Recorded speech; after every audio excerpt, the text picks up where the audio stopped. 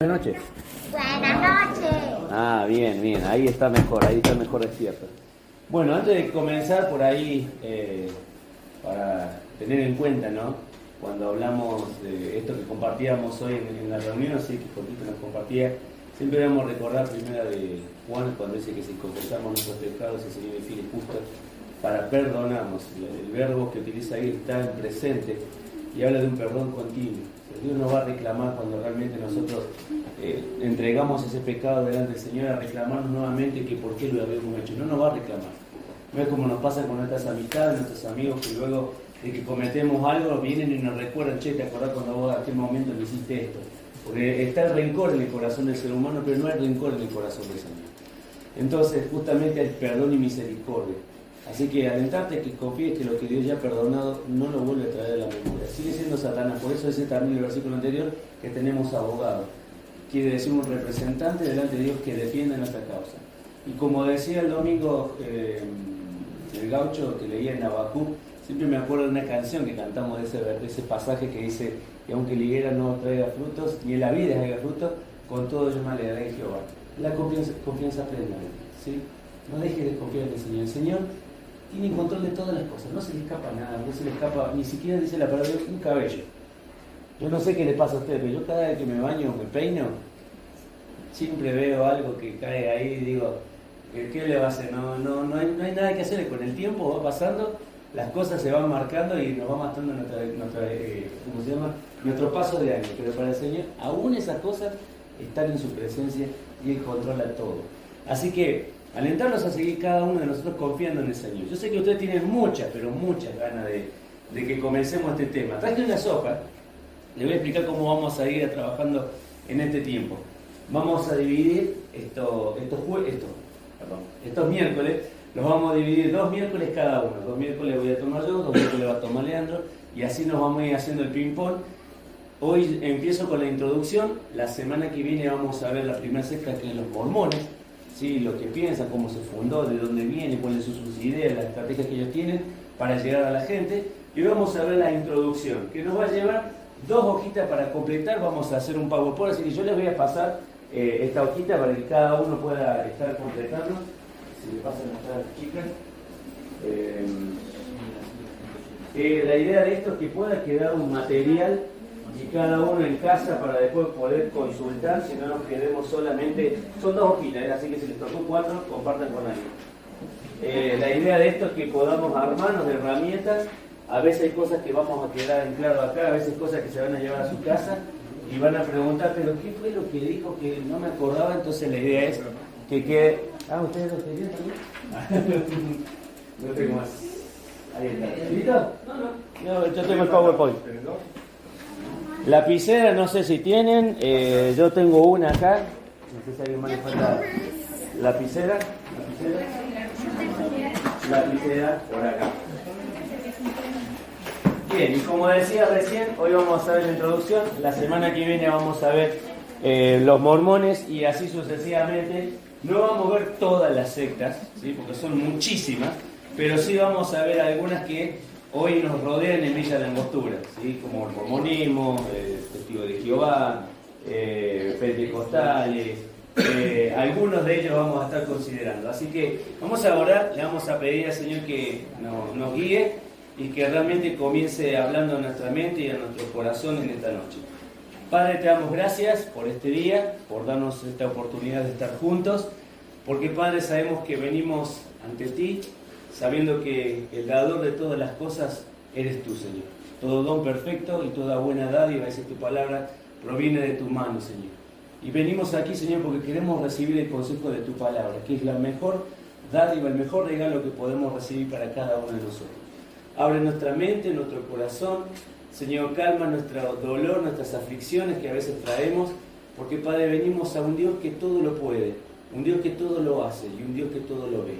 Y, Señor, queremos depositar toda nuestra confianza en ti.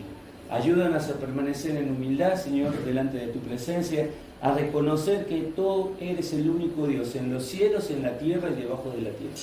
Y, Padre, venimos ante ti para decirte gracias por la salvación que hemos tenido en Cristo. Y gracias, Señor, por tener una familia. ¿Dónde estar, Señor? ¿Dónde abrir nuestro corazón, Señor? Y saber que vamos a ser consolados de la misma manera que cada uno de nosotros fuimos consolados por nuestro Señor. Padre, bendecid este tiempo, rogamos de sabiduría y Padre, habla nuestra mente y nuestro corazón. En el nombre de Cristo Jesús, amén, Señor. Bien, ahí tienen en su... Le voy a pedir a mi secretaria, creo que no nos pusimos de acuerdo, así que hacen un clic, por favor. Ahí dice cuando comienza preparados para presentar defensa o batalla. Es importante, y es algo que veníamos charlando con los chicos, que escuchamos constantemente, a veces de nosotros como hermanos, como personas que vamos a la iglesia, escuchamos que decimos, esta persona cree en Dios porque me dijo que cree en Dios. Y está bueno porque, por un lado, muestra que la persona tiene una cercanía a las cosas de Dios, quiere buscar a Dios. Pero el hecho de que nos digan que creen en Dios, no tenemos que cerrar a decir que creen en el mismo Dios que nosotros. Siempre me acuerdo la visión de Pablo cuando entra y está ahí entre medio de los griegos y comienza a ver todos los altares, ¿no? Y él dice, se presenta y dice, yo vengo, dice, a predicarles el Dios ese que ustedes no conocen, dice, y veía todos los altares de todos los dioses que tenían. Dice, yo vengo a hablarles de ese Dios no conocido, el que yo vengo a predicarles y que vengo a traerles. Porque muchas veces las personas tienen sus dioses, tienen sus propias creencias, porque somos seres que fuimos creados para relacionarnos con un ser superior. Hay gente que se relaciona con cosas de la naturaleza, seguro que habrás escuchado, compañeros dicen, hoy no se alinearon los astros, entonces hoy me está haciendo todo mal. Hay personas que piensan en eso, que creen en esas cosas, porque están esperando relacionarse con algo superior. Nosotros nos relacionamos con el único Dios y verdadero. Y ese Dios es el que nos manda a nosotros a tener en claro fundamento para poder hablar a esta gente. Dice ahí cuando comienza, no sé si ustedes ven la imagen, me puse a pensar cómo el poder de poner en claro la estrategia que utiliza Satanás. Y una de las cosas que se viene a la mente es el ajedrez. ¿Quién ha jugado una vez el ajedrez? Bien, yo he jugado, pero no es muy fuerte. Por ahí las damas, pero para jugar al ajedrez se necesita estrategia. Hay gente que en 2 o 3 jugadas te hacen un jaque mate y vos quedaste ahí como diciendo, ¿y ahora qué pasó? ¿De qué me disfrazo? Siempre hay una estrategia. Cuando una empresa quiere largar un producto a la sociedad para que todos lo puedan comprar, idea una estrategia, hace una planificación. ¿A dónde va a estar dirigida? Si va a estar dirigida a personas grandes, si va a estar dirigida a personas jóvenes, si va a estar dirigida a la niñez. Siempre hay una estrategia y un objetivo. Satanás también tiene su estrategia y ustedes la tienen anotada en su cuaderno, en su hoja. Dice, una de las estrategias muy bien pensadas del diablo es, ya que no puede destruir la Biblia, ni puede replicar sus palabras, procura desacreditar, esconder y torcer sus verdades, la que sigue Janita. Es interesante que Satanás busca torcer y tergiversar. Un fragmento de este libro que se lo recomiendo si lo pueden leer, El falso evangelio de Miguel Galesio. Tomé de ahí esta extracción que también la tienen ustedes en su hojita, dice la estrategia del diablo en estos últimos días es mucho más peligrosa que la persecución que sufrió en su comienzo. Con la persecución, ¿se acuerdan la persecución cuando los cristianos fueron perseguidos? Hechos capítulo 8, versículo 1. Dice, la iglesia creció en santidad y se fortalecía. Con la falsa enseñanza se contamina y debilita. En estos últimos días, su estrategia cambió. Así como en el ajedrez se mueven piezas clave para lograr vencer a tu contrincante, cambió su estrategia y hoy ya no persigue a la iglesia, por ejemplo acá donde estamos nosotros, en estos países que sí, pero no es la constante, sino que la ha pervertido a la iglesia con un falso evangelio y torcido. Fragmento tomado del libro de Miguel Galesio. O sea, hoy ya no nos persigue Satanás. Ya no busca agarrar a los cristianos como hacía en la antigüedad, agarrarlos, quemarlos, ponerlos como ejemplo de lo que no debería hacer la sociedad, creer en ese Dios. No los queman, no hay una persecución, no los llevan a un coliseo de leones y los largan allí para que mueran despedazados los hijos y la familia. Hoy Satanás ha hecho al revés, pervierte lo que nosotros llamamos. Hay mucha gente que tiene el mismo vocabulario que nosotros. Habla muchas veces de Dios, habla muchas veces de Jesús, habla muchas veces de que leer, habla muchas veces de que orar, pero en el fondo las actitudes y lo que cree, uno tiene que indagar a ver qué es Dios realmente que cree. Por favor, la que sigue, Janita. Ahí vemos la primera parte para completar. Primera de Pedro capítulo 3, el pasaje que lo vamos a leer y después vamos a tener unas consideraciones al final. Primera de Pedro, el capítulo 3. El versículo a considerarse es solamente el versículo 15. Primera de Pedro, capítulo 3 y versículo 15. Ya lo encontraste, Hanna, muy bien.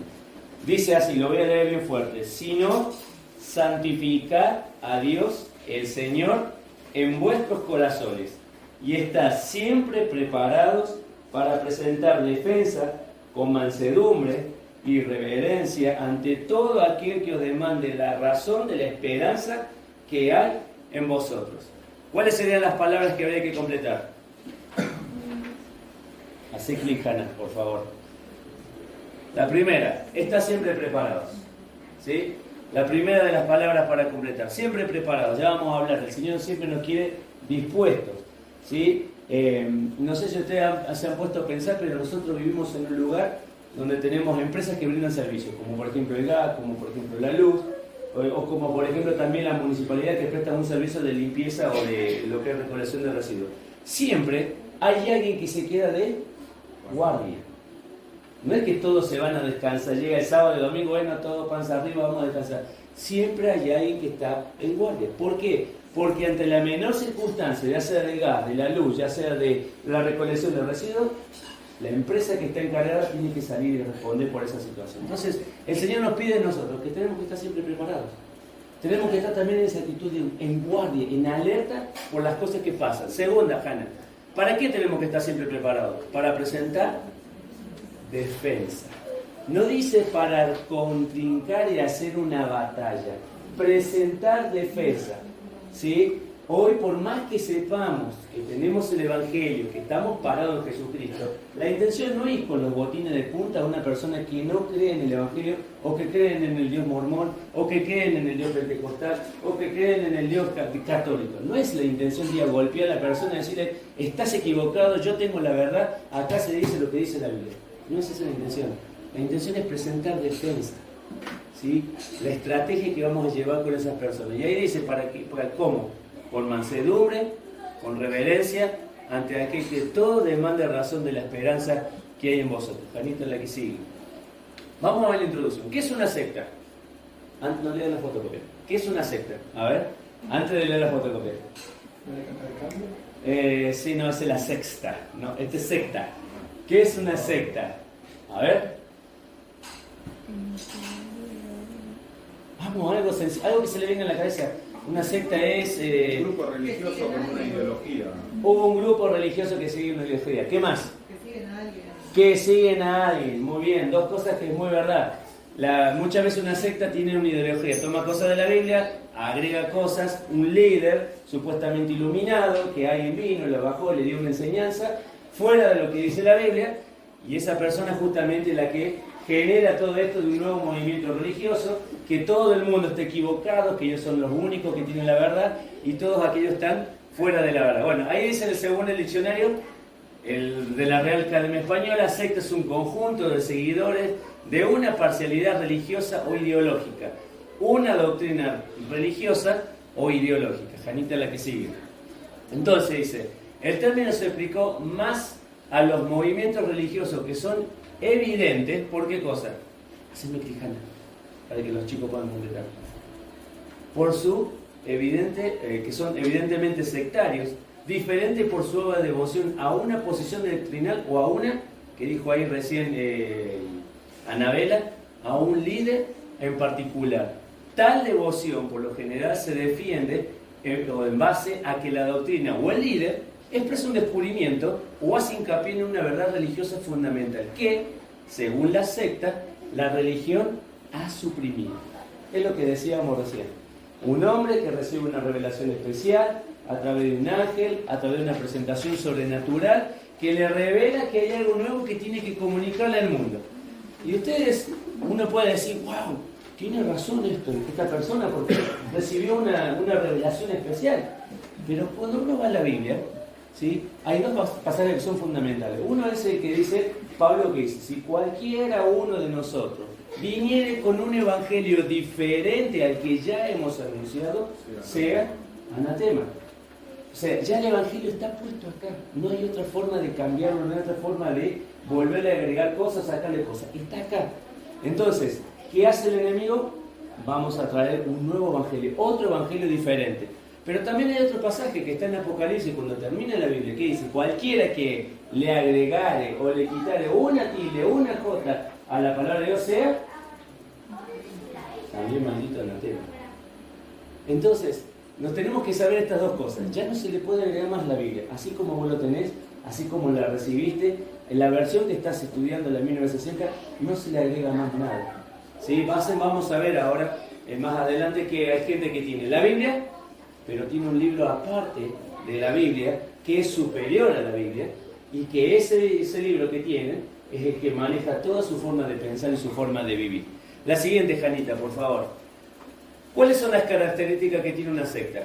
La primera de ellas, ¿sí? Ahí la tienen ustedes en su hojita. Una fuente de autoridad ajena a la Biblia. La Biblia misma es solo una fuente secundaria para ellos. Ten en cuenta de esto. Vuelvo a decirte, vas a escuchar que, por ejemplo, vamos a ver los mormones, así por arriba. Lo primero y principal está el libro del Mormón. Y hay otro libro más que tiene ellos, que es Doctrinas y Convenios, que es un libro muy importante para ellos, que son dos libros que van por arriba de este otro libro. O sea, no es suficiente la Biblia. Nosotros le hemos estudiado como la verdad absoluta, la verdad revelada de Dios, como la claridad que Dios nos ha puesto para poder entender cómo quiere que nos relacionemos con Él. Pero ellos dicen, la Biblia sí está, pero le faltan cosas. ¿Sí? Vamos a poner este otro libro, el libro del Mormón, vamos a poner este otro libro y van agregándole cosas ¿a qué? A este libro que nosotros tenemos.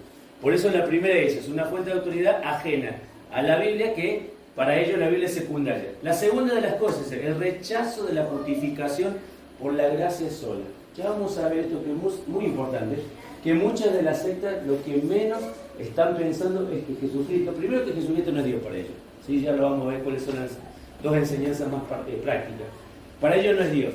Entonces, como no tienen a Jesucristo, que para nosotros Jesucristo es toda nuestra salvación, dice acá, no aceptan la salvación solo por creer en Jesús.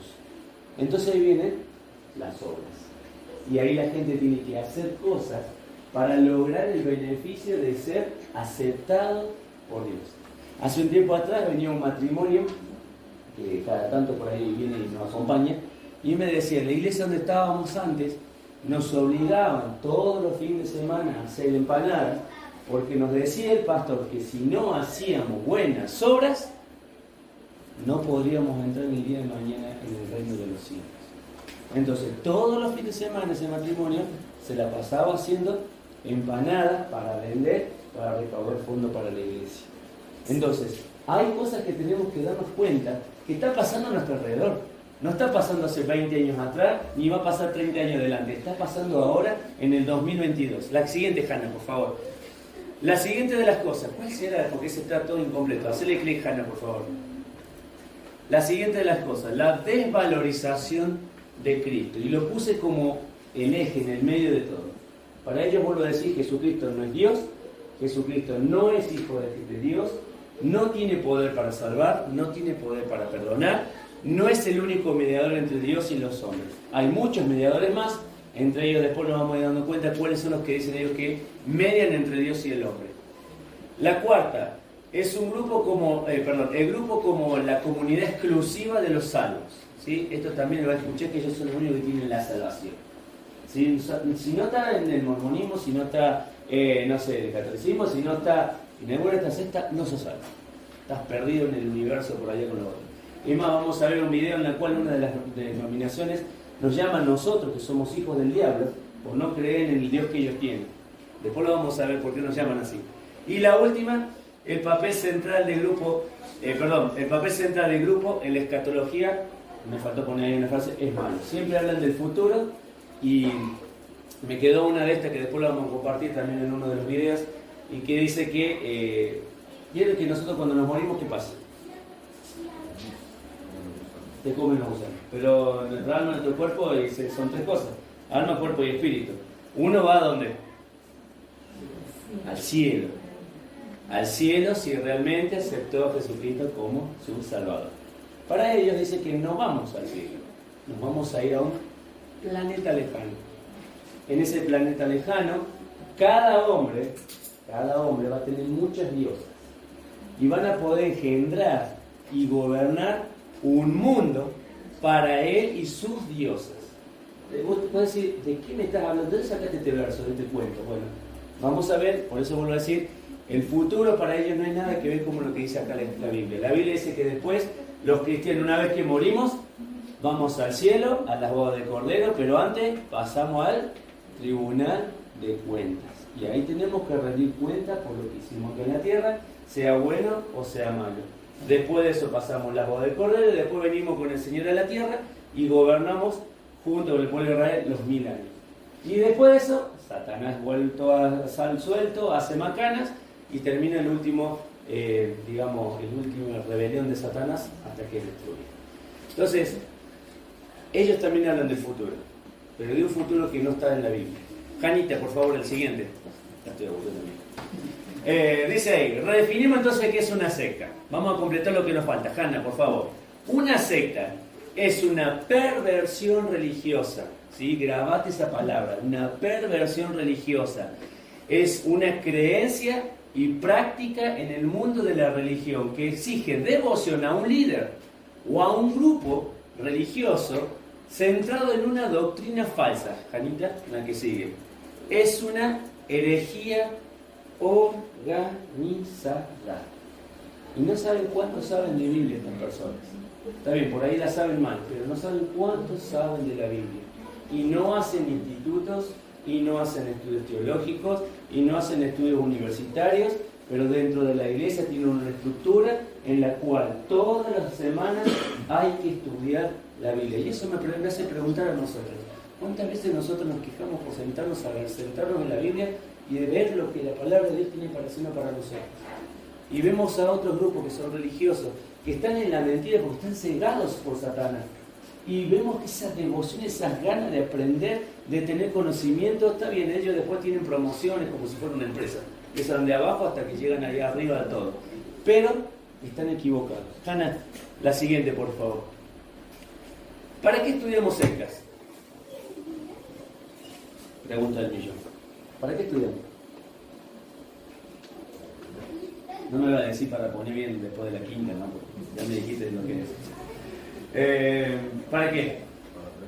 Para aprender. ¿Para qué más estudiamos sectas? Para saber a dónde no ir. Bien. ¿Para qué más estudiamos sectas? Para saber cómo llegar a la otra persona. Bien. Para saber cómo llegar a la otra persona. ¿Para qué más estudiamos sectas? ¿Para atacarlos y criticarlos? No, para ir con los botines de punta, no. Pero está buena la pregunta, porque uno dice, no va a pasar, pero no va a pasar después en algún momento, sabiendo lo que piensan y dónde están parados, que le vamos a querer la Biblia. Y tenemos que recordar lo que decía al principio con mansedumbre. ¿Sabes lo que significa la palabra mansedumbre? Con dulzura. Es difícil enseñar con dulzura, y corregir a otro con dulzura. Pero es la manera de llegar, si queremos llegar hacia la otra persona. La primera, entonces, Janita, por favor. Estudiamos para capacitar, nos capacita para combatirlas, a las sectas, ¿no? Conocer, nos capacita para combatirlas. Conocer cuál es el error y de esa manera poder contrarrestarlo. B, nos auxilia en la evangelización, algo que decíamos recién. Es necesario que el cristiano conozca la verdad para poder combatir la mentira. Al evangelizar sabremos cómo presentar sana doctrina y defenderla. ¿Sí? Para eso estamos estudiando, para saber cómo capacitarnos para combatirla. Nos auxilia en la evangelización, de eso se trata, ¿sí? De poder llevar el mensaje a la otra persona. Porque a veces decimos, y yo lo he dicho, ya tienen otra iglesia, listo, hagan su cargo. Pero si tenemos la posibilidad de compartir con esas personas, por lo menos presentar el Evangelio donde están parados. La que sigue, Janita, por favor. Vamos avanzando. ¿Nos llama a qué? Hace clic, Jana. Nos llama a prepararnos a estudiar las sectas. ¿Sí? Tenemos que prepararnos. No dejar, como decía recién, no sucede por el azar. Ningún conocimiento, ningún título de ninguna carrera se obtiene por el azar. Porque voy 2 o 3 días, ya está, ya me la sé. Ya con esto es suficiente. Hay que prepararse, hay que capacitarse. El cristiano muchas veces está tranquilo y a la hora de enfrentarse con una secta no sabe qué hacer. Esto debe hacer que se decida por estudiar la palabra, profundizar más. Punto D. Aumenta nuestra fe, porque cada vez que conoces y no, Señor, gracias por darme la verdad. Gracias porque no estoy en el error. Gracias porque un día el Evangelio como una luz iluminó mi mente y me hizo ver que Jesucristo era lo único que necesitaba. Por eso dice acá, aumenta nuestra fe. Pero la última, aumenta nuestra responsabilidad. A veces yo siempre digo, muchas veces no queremos estudiar la Biblia porque a mayor conocimiento, mayor responsabilidad. No solo porque al tener más conocimiento tenés que enfrentar a las personas para poder hablarle, sino porque a mayor conocimiento más tenés que aplicar. Porque no es una cuestión de me lleno de conocimiento o estudio o capacitaciones y soy una persona que conozco todo. Hay que bajarlo a la realidad, hay que ponerlo en la práctica, hay que llevarlo al día a día. Si tengo una persona que es mormón, si tengo una persona que es testigo de Jehová en mi trabajo, si tengo una persona que es homosexual, o si tengo una persona que es justamente totalmente atea y no quiere saber nada conmigo. Pero tenemos que saber cómo llegar a esa persona. Y aumenta nuestra responsabilidad cada vez que estudiamos este tema de la secta. Por favor, Janita. Dice, ¿en qué difiere una secta del cristianismo bíblico? ¿Se han puesto a pensar cuál es la diferencia? ¿No le han dicho a una persona, che, qué diferencia entre ustedes y los que van a la otra iglesia? Porque así te dicen a veces, no saben cómo nombrarlo. Dice, ¿qué diferencia entre ustedes y con los que van a la otra iglesia? Y vos decís, no sé, vamos juntos el domingo. Tenemos en común eso, que el domingo nos vamos a la iglesia. No, bueno, acá hay 4 puntos. La primera, difieren 4 puntos básicos en cuanto a lo bíblico. El primer punto de vista es en cuanto a la... Clic, por favor, secretaria. Gracias. A la Biblia. Primer punto. Como dije recién, Biblia. La gente tiene su Biblia y tiene sus libros que le ayudan con ¿cómo se dice? A suplementar o complementar la Biblia. Bueno, nosotros es la única autoridad. La segunda, Hanna, por favor.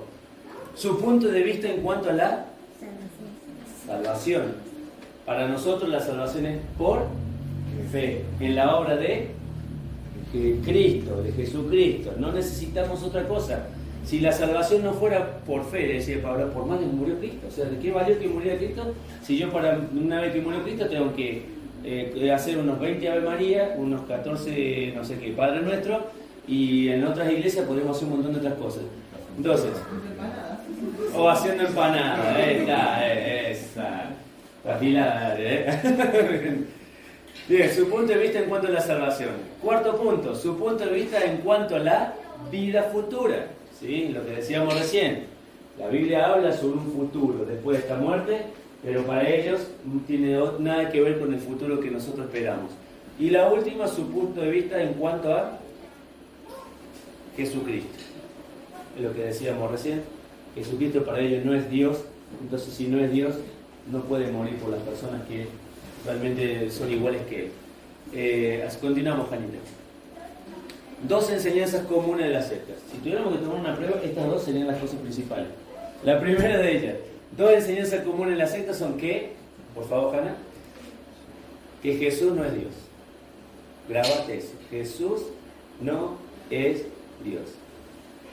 Y ahí veíamos en 1 de Juan el otro día que vimos al unigénito, decía, a la gloria del unigénito, como el único hijo del Padre.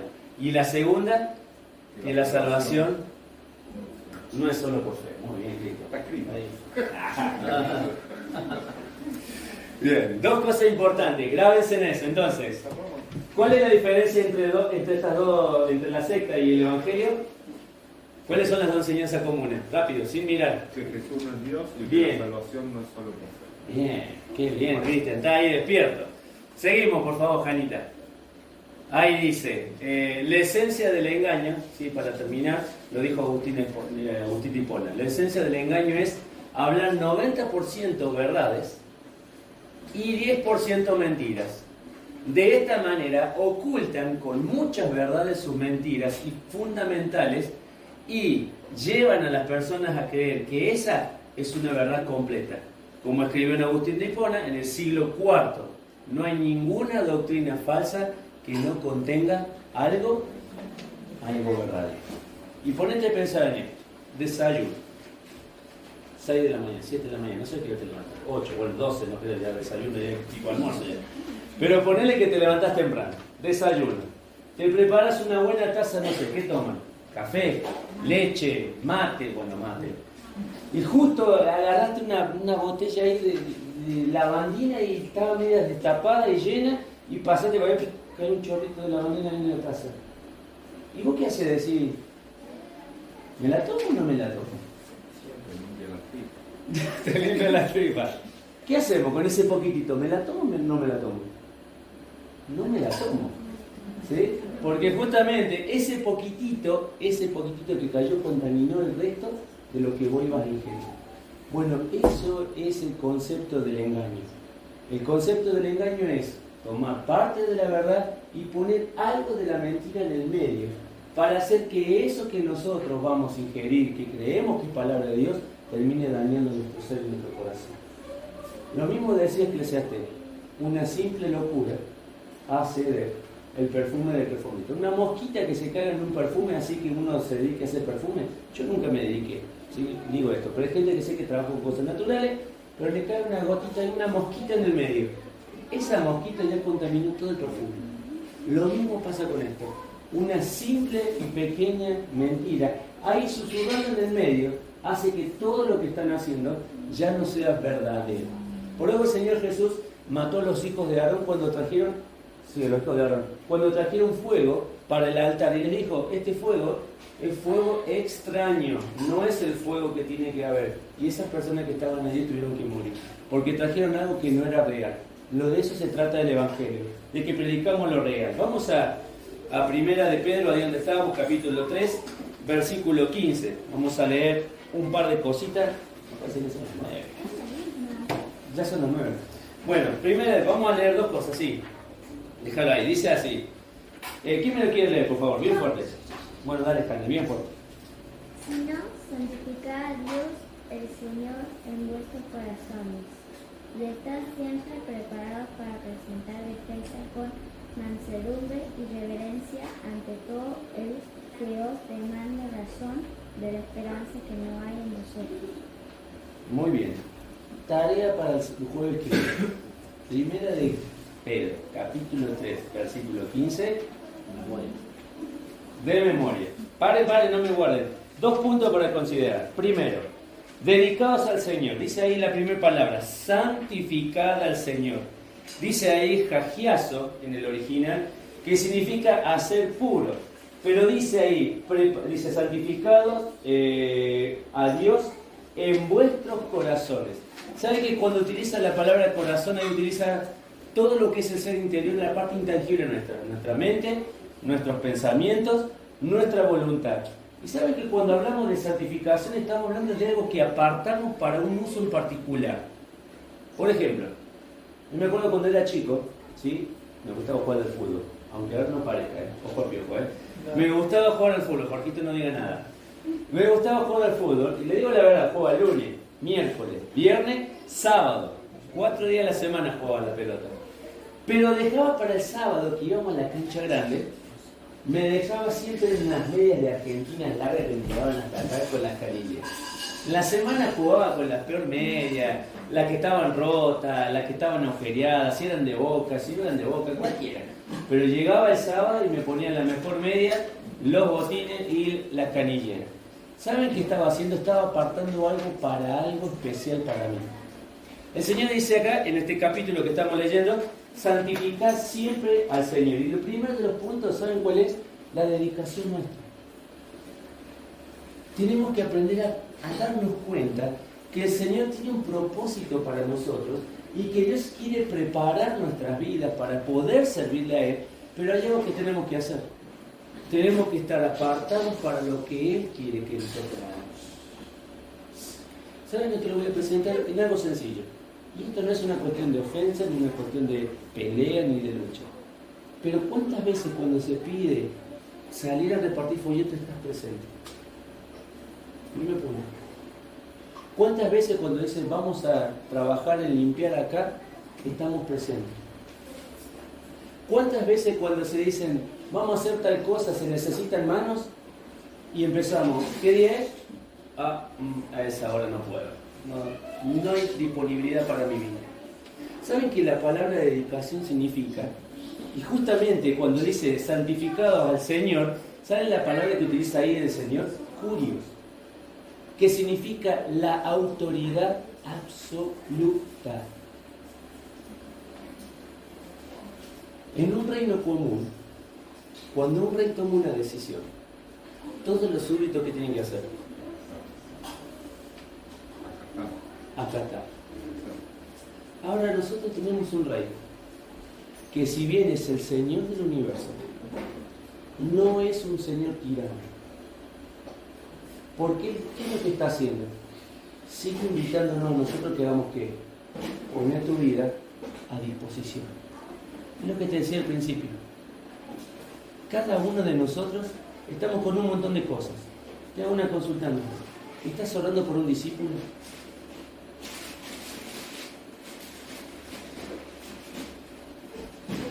Está bien, trabajo en la música, perfecto. Está bien, traigo cosas, perfecto. Está bien, pongo la silla, perfecto. Está bien, limpio, no sé, el baño, busco chico, perfecto. Pero todo eso es el adorno de nuestra función principal: buscar discípulos. Por eso cuando dice el Señor dedicación, significa que tu propósito principal es que el Señor utilice tu vida. Una vez le habían preguntado a don Roberto, lo escuché de un predicador, le dijeron, Roberto le preguntó a este predicador, que no voy a decir el nombre, le dijo, ¿sabes por qué mucha gente en la iglesia no participa? Y el predicador se quedó diciendo, no sé, falta de compromiso. No, Roberto le dijo, la razón principal es porque las personas no han entendido el privilegio que tenemos de ser usados por Dios. Ahora yo te pregunto, ¿entendés lo que es ser usado por Dios? ¿Entendés lo que es ser, estar en disposición para Dios? Dice ahí la primera cosa que yo lo puse acá, dedicados al Señor.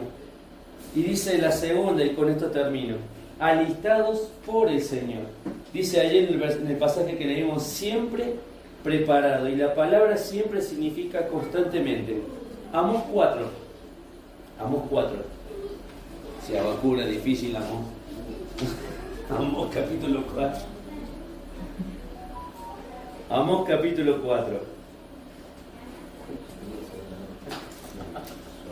No se vale. Los que tenían el señalador ahí no valen. Amós capítulo 4. A ver si lo puse bien. Y versículo 12. Amós 4:12. Sí, Amós. Amós 4:12 dice: por tanto, de esta manera te haré a ti, oh Israel, porque te he de hacer esto. Prepárate para venir al encuentro de tu Dios, oh Israel. Y tal vez la parte más conocida de ese pasaje es la final, cuando dice: prepárate para venir al encuentro de tu Dios. Y no pongas, oh Israel. ¿Sabes qué poner? Poner tu nombre. Prepárate para venir al encuentro de tu Dios, de mi Dios. Entonces, cuando hablamos de secta, tenemos que hablar que primero tenemos que dedicar nuestra vida.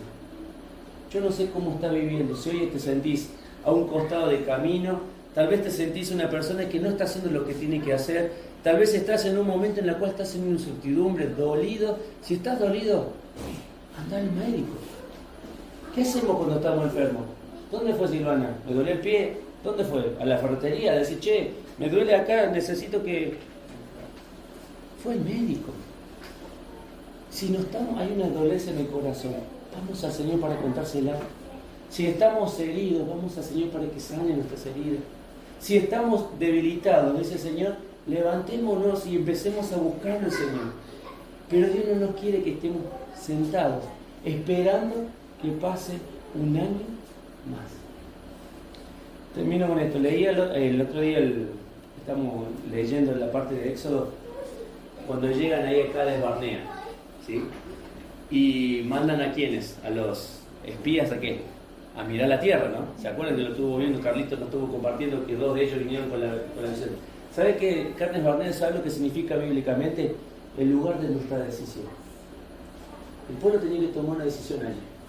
o le creía a Dios e iban detrás de la tierra prometida, o seguían dudando del Señor y se quedaban en ese lugar. Ahora yo te pregunto, ¿cuál es tu lugar de decisión? Porque tenés que tomar una decisión. Y tenés dos opciones: o avanzás y tomás lo que Dios te ha prometido, o te quedás dando vuelta 38 años y 8 meses, el tiempo que el pueblo de Israel estuvo dando vueltas en el desierto. ¿Qué vas a hacer vos con tu vida? ¿Qué vas a hacer con tu vida? Dios te está pidiendo que tomes una decisión. El año ya empezó, estamos en mayo, pero queda todavía tiempo y queda todo el año que viene y los siguientes años. Y Dios te está diciendo, ¿qué vas a hacer con tu vida? Por eso Amós termina diciendo, prepárate para venir al encuentro de tu Dios. El Señor nos encuentra a nosotros, a cada uno de nosotros preparados. Porque el Señor nos está llamando a nosotros a que nos pongamos de pie, a que podamos llevar el Evangelio, a que nos preparemos y a que, como Moisés, deja de poner excusas. Basta de excusas, Moisés. Yo conozco a tu hermano, él va a hablar por vos, pero no tengo fuerza. Yo sé que no tenés fuerza, yo te voy a dar poder, pero solamente tengo mi... Deja de poner excusas, porque al Señor le debemos todo lo que somos. Vamos a orar y con esto terminamos en esta introducción. Padre, gracias por darnos esta oportunidad de juntarnos, por esta oportunidad de estar como iglesia, Señor, estudiando algo que nos va a desafiar, Señor, a presentar el Evangelio a otras personas. Padre, si nuestro corazón hoy no siente nada por aquellos que se pierden, te rogamos, Padre, para que tú levantes nuestro corazón y lo vuelvas, Señor, sensible a tu voluntad, sensible a tu propósito. Padre, si tenemos decisiones que tomar todavía en nuestra vida y estamos postergando el entregar aquello que ya compraste en la cruz, Señor, te rogamos que tú nos hables y nos hagas ver, Señor, qué privilegiados somos cuando hablamos del Dios de los cielos. Padre, te rogamos por nuestras vidas, para que no sean apocadas, Señor, por el pecado, los problemas y las circunstancias del mundo, porque detrás de todo eso está el honor de tu nombre y está la gloria de tu nombre. Señor, bendecinos y ayúdanos a ponernos de pie. Te necesitamos, Padre, en el nombre de Cristo Jesús. Amén, Señor.